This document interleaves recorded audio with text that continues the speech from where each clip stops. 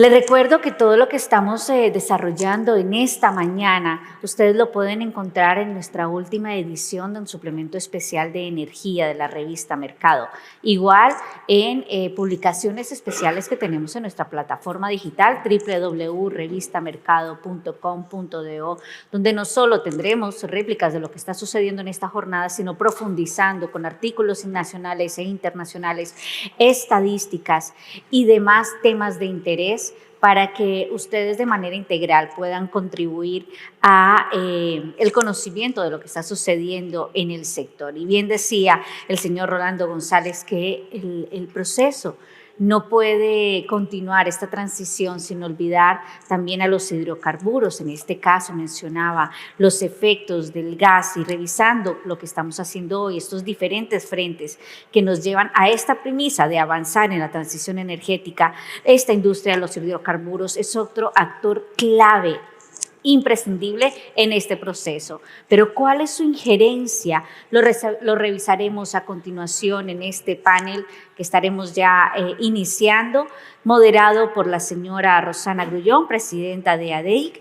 Junto a ella, el señor Juan Tomás Díaz, CEO de United Petroleum, el señor Pedro Lama, presidente de Soluciones en Gas Natural, y el señor Ramón Pérez, viceministro de Comercio Interno del Ministerio de Industria y Comercio, y con ellos el señor Federico Cuneo, especialista de la comercialización de gas de AES Panamá. Estarán en momentitos en nuestro escenario que ya está casi listo para recibirlos. Recuerden que tienen el hashtag en Mercado Energy para que compartan sus fotografías, sus comentarios, sus opiniones sobre esta completa agenda. Lo estaremos replicando en nuestras diferentes plataformas digitales y en nuestras redes sociales.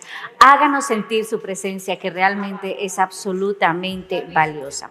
Como les mencioné, nuestro panel lo hemos titulado El gas natural, aliado en la transición energética, y nuevamente invito a escenario a la señora Rosana Grullón, presidente de ADEIC, el señor Juan Tomás Díaz, CEO de United Petroleum, el señor Pedro Lama, presidente de Soluciones en Gas Natural, el señor Ramón Pérez, viceministro del Comercio Interno del Ministerio de Comercio, y Federico Cuneo, especialista en comercialización de gas de AES Panamá.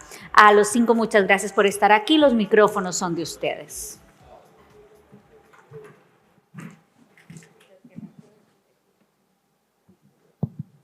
Muchas gracias a la revista Mercado por la organización de este importante evento. Hoy, y al nombre de ADEIC y nuestros socios, también agradecemos la presencia del viceministro de Industria y Comercio, señor Ramón Pérez. Muchas gracias por aceptar nuestra invitación. Hemos hablado aquí en la mañana de temas tan importantes como la transición energética que ha tenido la República Dominicana, y el gas natural definitivamente ha sido un aliado estratégico para esta transición. Y quisiera empezar con un pionero, como ha sido Soluciones Gas Natural, SGN, en la República Dominicana, en la comercialización del gas natural, con Pedro Lama. Pedro, ¿cuál ha sido tu experiencia en la introducción del gas natural desde sus inicios en la República Dominicana? Bueno, nuestra experiencia fue una experiencia, fue más un reto que una experiencia. Nosotros, lo primero que tuvimos que crear era la normativa de vehicular, que no había. Entonces fuimos a los países donde tenían mejor práctica de transporte, que fue Colombia y Argentina. Allí nosotros tanto vimos la normativa, hablamos con empresarios del sector de gas natural vehicular y industrial, y trajimos las mejores prácticas al gobierno local para que ellos la estudiaran y evaluaran cuál implementar. Ellos hicieron un híbrido de varias. Luego que hicimos eso, nosotros también quisimos preguntarle a los empresarios del sector en Colombia y Argentina de cómo le había ido, si era rentable. Todos dijeron que era muy rentable. Luego hablamos con los consumidores finales, que son los industriales, y son los taxistas, los transportistas del sector comercial público, de transporte público.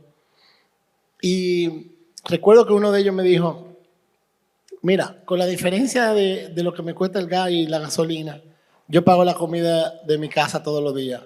Y yo dije, en ese momento, dije, este es el combustible que hay que traer aquí. Y lo trajimos, lo primero, al principio fue un boom en el sector vehicular, pero fue un boom porque nosotros nos regamos, nosotros dijimos, vamos a regalarle 500 kits a 500 tacitas, que era una inversión de $500,000, porque cada kit vale $1,000. Para que esa gente comience a hablar del ahorro del gas natural a todos los otros tacitas y se va a convertir todo el mundo. Y así fue, cuando esa gente vieron que en ese momento en el país se vendía el gas a precio NYMEX. Era más barato que en Sudamérica, mitad de precio del precio que estaba en Sudamérica. Y yo dije, entonces imagínate tú, si en Sudamérica fue rentable, aquí fue mucho más para el consumidor final. Y cuando la gente vio el ahorro, pues comenzó a convertirse todo el mundo. Muy contento, los taxistas, la gente del sector público. El problema era ahora hacer más estaciones, porque las que tenían mucha fila, larga fila, porque no podíamos con tantos clientes en ese momento. Y ahí tuvimos que hacer la inversión de más estaciones. Después el sector industrial fue fácil, ellos vieron el ahorro que había y todos se querían convertir. Y comenzamos a convertir las industrias. Ya al principio éramos solamente dos, porque solo había gas natural comprimido en República Dominicana, no había líquido. Líquido fue mucho después. Entonces éramos dos competidores. Pero luego, cuando ya hicieron la terminal del llenadero, que le llama esa, el terminal de gas natural líquido, ahí entonces entraron los otros competidores, que son lo que eran tradicional del combustible GLP. Pero fue muchos años después. También la industria, todas, el 80% del comité estaba muy contento, sería muy económico. Y yo diría que fue algo emocionante para nosotros ver todo eso y pasar todo eso. La evolución, claro, Sí. de la comercialización. Juan Tomás, ¿cómo tú ves el futuro del gas natural, de la comercialización del gas natural, tanto a nivel vehicular como industrial? Bueno, ha tenido una pausa, diríamos que tuvo una pausa en los últimos, en estos 3 años ha retomado nuevamente un auge. Pero Pedro, tú empezaste hace 15 años, ¿no? 15 años. Y bueno, y tuvo una pausa, pero en estos 3 años ha tenido un auge. Hoy día tenemos cerca de 16,000 vehículos ya convertidos.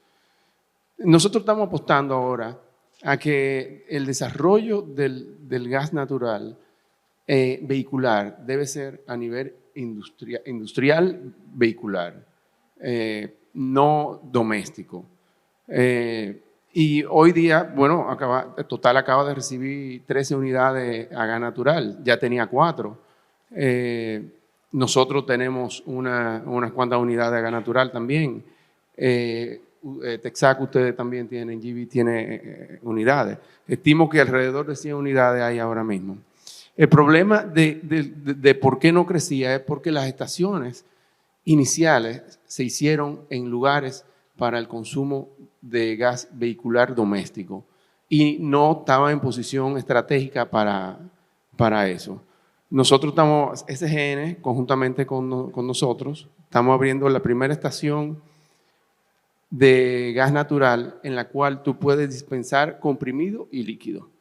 Y en una posición estratégica porque está en la circunvalación, que es de Santo Domingo, que es la avenida que une pues, las 3 salidas, la del sur, la de la avenida Duarte y ahora va a conectar con la avenida del Este.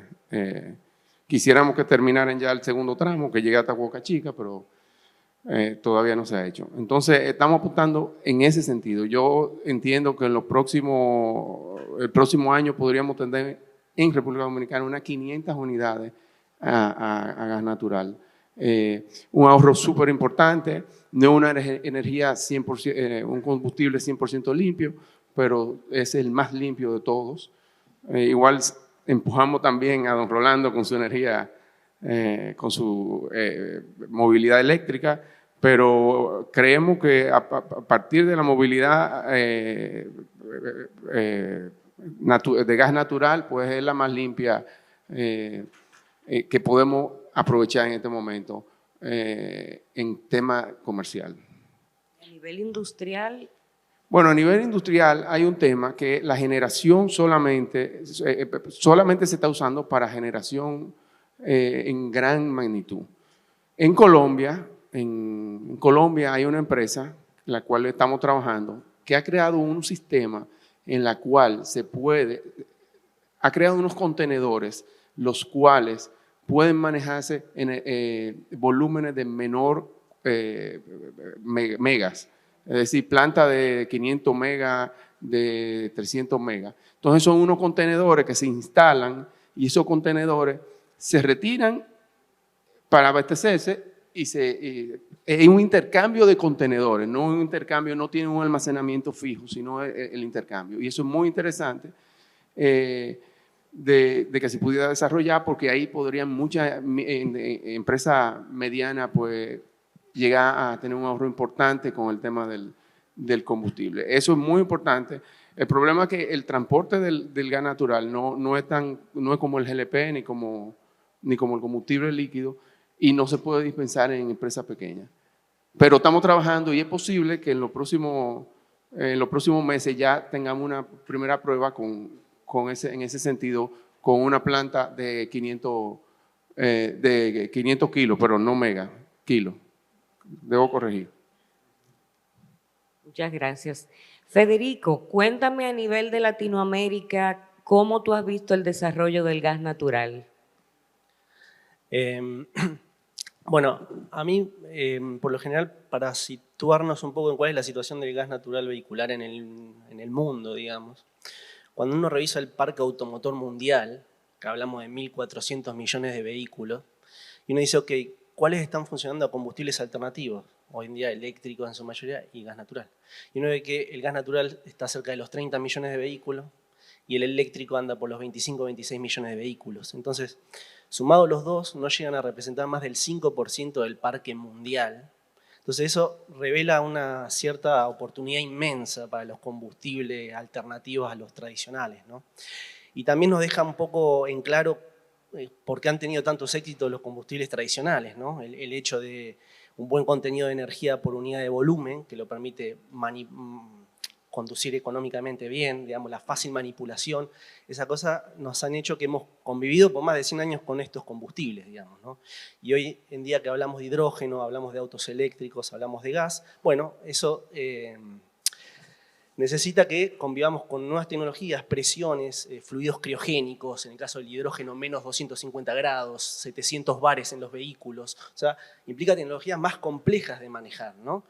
Y todo esto en el camino de, ok, vamos hacia un planeta más limpio, ¿no? Entonces, cuando uno lo analiza geográficamente, quizá, en el mundo de los vehículos eléctricos, de estos 30 millones de vehículos, la mitad están en China y el otro 30% es Europa, que es la sociedad más concientizada, digamos, en el cambio climático. Pero cuando uno ve los vehículos a gas, ve que también hay una gran participación asiática, pero no solo en China, sino en China, en Pakistán, en India, en Corea, y ve que Latinoamérica aparece con el 20% de esos vehículos a gas. O sea, eso habla que hay casi 6 millones de vehículos a gas que están aquí cerca, en los países de Latinoamérica, digamos. Eso habla de que se ha desarrollado la infraestructura, tenemos el conocimiento, hemos adquirido experiencia regulatoria, de un montón de ventajas, digamos, para poder hacer uso de eso, de esa inversión que ya hemos hecho, digamos, ¿no? Y cuando uno lo ve en términos de tiempo, digamos, el gas natural vehicular fácil tiene más de 60 años después de la Segunda Guerra Mundial. La primera conversión de un vehículo fue en Argentina en 1985-86, o sea, llevamos más de 30 años con esto. Y obviamente la lógica en esos momentos fue un poco distinta, obviamente atado a un recurso natural barato, a empresas estatales importantes tratando de buscar el autoabastecimiento energético. Obviamente conversiones de vehículos en talleres de baja tecnología, motores carburados, digamos, y los desafíos de ese momento tenían que ver un poco con el tema tecnológico, obviamente, que no teníamos los kits, los tanques, nada, que tuvo que nacer. El tema de concientización, que en ese momento era puramente una palanca económica que impulsó el desarrollo del gas natural vehicular. Y obviamente el tema de la seguridad, digamos, ¿no? Y tuvimos Argentina llegó a convertir más de 30.000 vehículos por mes, o sea, hoy en día tiene 2 millones de vehículos en el parque automotor, Brasil también otros 2 millones, Colombia también está cerca del 1 millón de vehículos. Todo eso tuvo que ver con el éxito un poco de generar un marco regulatorio fuerte para garantizar la seguridad en todo, o sea, regulatorio técnico, el tema del recurso natural, obviamente, y el tema de los programas de concientización a la sociedad. A partir del 2000 para acá vemos un cambio radical, donde es otra la dinámica, el boom del GNL en Estados Unidos hace que tengamos GNL en todo el mundo, más de 70 países importen GNL, caso Dominicana, caso Panamá, bueno, Argentina, Chile, Colombia también, por más que tengan gas, han optado por esta alternativa. Entonces, esto hace que esté disponible y que la lógica sea distinta porque el driver de crecimiento no es solo económico, sino que aparece el ambiental y la salud en las personas, digamos. Un tema ambiental de largo plazo para las generaciones futuras y un tema de salud para las generaciones de hoy, digamos. Y ahí es donde el gas tiene muchas ventajas respecto a los combustibles tradicionales. Y ahí los desafíos tienen otra índole que tienen un poco que ver con el tema de la concientización todavía, digamos, del costo de abatimiento que le llamamos, digamos, no solamente que emite menos, sino que emite menos y es económico, o sea, el costo, lo que me cuesta la tonelada de CO2 que bajo, ese es el mundo donde nos debemos comparar a nivel de ser neutrales tecnológicamente. Entonces, cuando uno por ahí habla de autos eléctricos, emiten en función de la matriz energética que tienen detrás, digamos. Si un país tiene un 30% a carbón, un 20% a combustibles como fuel oil, digamos, probablemente ese vehículo eléctrico emita más que un vehículo a gas natural. Entonces, ahí es donde el desafío es afilar el lápiz, digamos, ¿no? Y un poco que los marcos regulatorios no promocionen una tecnología sobre otra, sino que sean tecnológicamente neutrales y los aranceles, lo que se den, tienen que ver con esas toneladas de CO2, digamos, ¿no? Pero la oportunidad es inmensa. En Latinoamérica hay muchos proyectos, digamos, no solamente en países donde tienen gas, sino que importan gas. Y obviamente la aparición del GNL, más allá del GNC, implica un desarrollo del transporte de carga pesada, del transporte de pasajeros, que le da una nueva dinámica a todo el negocio de gas natural vehicular. Entonces, caso de Colombia tiene casi 800 buses en la red de transporte pública funcionando a gas natural. Perú también está cerca de los 80 buses funcionando. Panamá acaba de inaugurar un piloto de prueba de 2 buses este año a GNC, con una estación de una empresa de ingeniería que la diseñó dominicana. O sea, ahí da cuenta de la experiencia que hay en este país sobre el gas natural vehicular. Y yo creo que hay una oportunidad para toda Latinoamérica en términos generales, digamos. Muchas gracias, Federico. Viceministro Pérez, ¿cuál le considera usted que han sido el aporte o los aportes más importantes en la gestión del ministro Ito Bisonó para apoyar el desarrollo del gas natural en la República Dominicana como una energía alternativa? Antes que nada, gracias, Rosana, y a los compañeros con que comparto este espacio, porque la verdad es que esto es una actividad que tiene, y lo comentábamos fuera, evidentemente la concurrencia hace de esto una actividad muy singular, de un peso específico muy marcado. Miren, la verdad es que quien quiera hacer una gestión responsable y con algún nivel de éxito, con un éxito razonable, al llegar y tomar riendas de cualquier estamento, tiene que hacer un estado de situación, levantarlo. Y era tarea obligada para nosotros generar ese diagnóstico para, más allá del convencimiento que teníamos de las bondades que trae la molécula, más allá del convencimiento que teníamos como gobierno de las bondades que también trae la diversificación y la consolidación de un segmento, sobre todo en el tramo de generación y de circulación, de consumo doméstico, teníamos que ver con un poquito más de precisión qué estaba ocurriendo. Y ese diagnóstico no tardó demasiado, porque fue calcado cuando tuvimos interacción con los actores.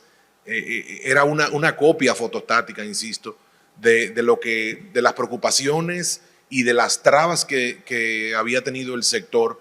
Y creo que Pedro hacía referencia a ello, y Juan Tomás también, de que hubo una expansión y posteriormente hubo una especie de caída que angustiaba y que dejaba muy preocupados a los actores que habían hecho grandiosas, cuantiosas inversiones y que veían cómo no se expandía el consumo en el país. Eso nos llevó a pensar en qué podíamos hacer para romper con ese círculo vicioso que estábamos identificando y que los actores nos testimoniaban constantemente, que no había expansión en la red de estaciones porque no había vehículos y no había consumo. Pero entonces no se animaba nadie a convertirse porque no había mucha oferta para repostar gas natural en el país. Y mirando con un poquito de frialdad y también, y debo hacer la salvedad, de que con la buena voluntad de los actores del mercado, determinamos entre todos que lo sano y lo conveniente era, lo pertinente, romper con ese círculo vicioso que pasaba esencialmente por darle apoyo a los potenciales consumidores de gas natural de que se convirtieran. Y por eso construimos el fideicomiso de Más Gas, que es un fideicomiso para la conversión de vehículos para que pasen a gas natural. Y eso iba a garantizar, y eso iba, y los frutos se verán en los sucesivos, señores, no tengan duda de ello, se verán en que se expandirá de manera importante y constante, porque también esos fondos que hemos destinado para la construcción del fideicomiso provienen de una contribución que se hace cada vez que se reposta con gas natural, y eso garantiza también que pueda también robustecerse el mismo fondo. Tenemos una apuesta muy clara sobre esta molécula, pero yo creo también que es algo que pasa por desapercibido, que un esfuerzo importante al margen de la plata que el Estado ha puesto para expandir el consumo de gas natural en el país, creo que hay un elemento importante que pasa en el segmento particular de gas natural un poco por desapercibido, y es que 6, 7 años tenía el precio de gas natural sin variación en el país. Pero durante el último año, el gobierno tuvo que subsidiar más que en los 3 años previos, para mantener invariable el precio de venta al público de gas natural. Estamos hablando, y los actores lo conocen con mucho más precisión que yo, con la misma precisión que yo, estamos hablando, señores, de que tuvimos que subsidiar alrededor de 60 pesos por metro cúbico durante casi un año.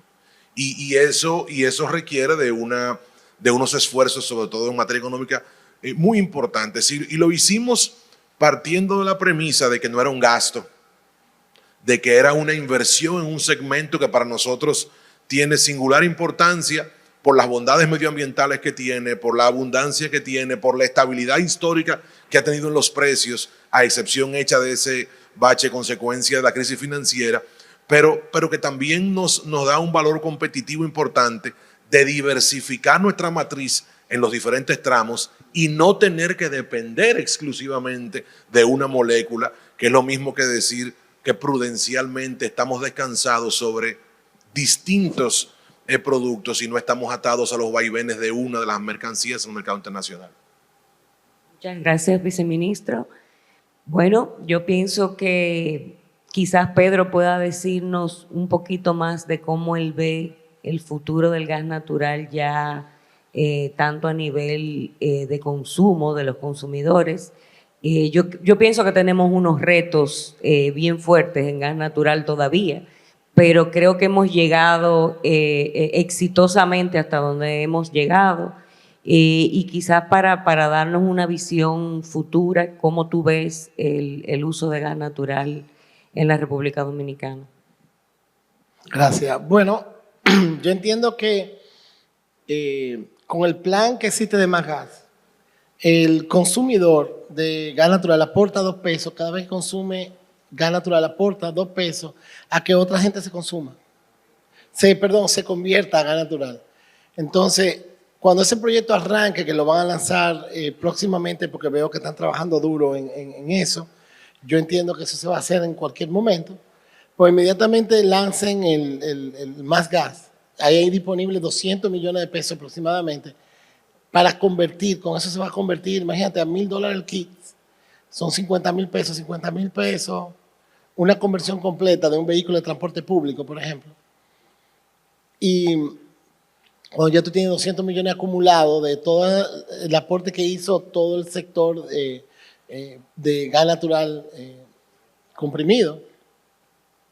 Entonces yo entiendo que ahí el gobierno está jugando un papel muy protagónico, ya que ellos son unos facilitadores de la permisología y son unos facilitadores de el control tanto de seguridad como del dinero de esas conversiones.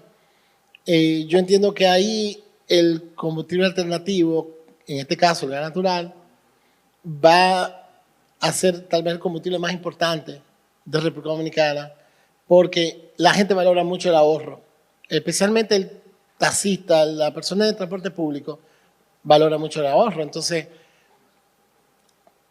cuando él vea que, cuando pase, que él va a decir, bueno, con esto yo pago, con el ahorro que yo tengo en el gas natural, yo voy a pagar la comida de mis hijos, y mío y mis hijos este mes. Entonces, eso se riega y todo el mundo termina convirtiéndose en gas natural. También ayuda mucho a las emisiones en el centro de la ciudad, de todo, por ejemplo, el azufre, que es tan contaminante y el gas natural no tiene azufre. Y también las emisiones de CO2 mínimas comparadas con otros combustibles. Ahí también va a ayudar a la ciudad de que no haya contaminación en la ciudad. O sea, va a ser un aporte tanto al medio ambiente como al consumidor final en el ahorro y también a las personas que invertimos en ese sector de que realmente podamos recuperar la inversión que ya hemos hecho. Bueno, muchísimas gracias nueva vez por participar en este panel. Gracias, viceministro. Gracias, Federico. Gracias a Pedro Lama y a Juan Tomás Díaz. Muchas gracias. A ustedes, gracias, por supuesto, por acompañarnos en esta interesante conversación sobre el gas natural que no podía los hidrocarburos quedar fuera de nuestra